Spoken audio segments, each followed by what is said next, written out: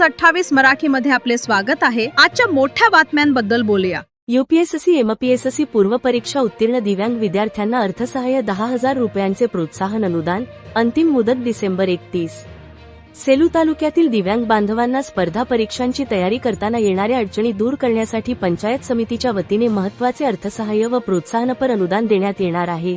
गटविकास अधिकारी श्री उदय जाधव यांनी याबाबत घोषणा केली आहे। सन 2024-2025 या वर्षात केंद्रीय लोकसेवा आयोग यूपीएससी आणि महाराष्ट्र लोकसेवा आयोग एमपीएससी पूर्व परीक्षा उत्तीर्ण झालेल्या दिव्यांग विद्यार्थ्यांसाठी योजना आहे। सदर विद्यार्थ्यांचे अपंगत्व 40% अधिक असणे आवश्यक आहे। या योजनेत एकूण 10 विद्यार्थ्यांना प्रत्येकी 10,000 रुपयाचे अर्थसहाय्य व प्रोत्साहनपर अनुदान देण्यात येणार आहे। जर यूपीएससी एमपीएससी पूर्व परीक्षा उत्तीर्ण झालेले पुरेसे विद्यार्थी उपलब्ध झाले नाहीत तर सन 2024-2025 या वर्षात 12 उत्तीर्ण झालेल्या दिव्यांग विद्यार्थ्यांना प्रत्येकी 5,000 अर्थसहाय्य व प्रोत्साहनपर अनुदान म्हणून दिले जाईल। अर्ज 10 पेक्षा जास्त आल्यास गुणवत्तेनुसार पात्र विद्यार्थ्यांची निवड केली जाईल। पात्र विद्यार्थ्यांनी 31 डिसेंबर 2025 पर्यंत पंचायत समिती कार्यालयात अर्ज दाखल करावेत असे आवाहन विकास अधिकारी श्री उदय जाधव यांनी केले आहे।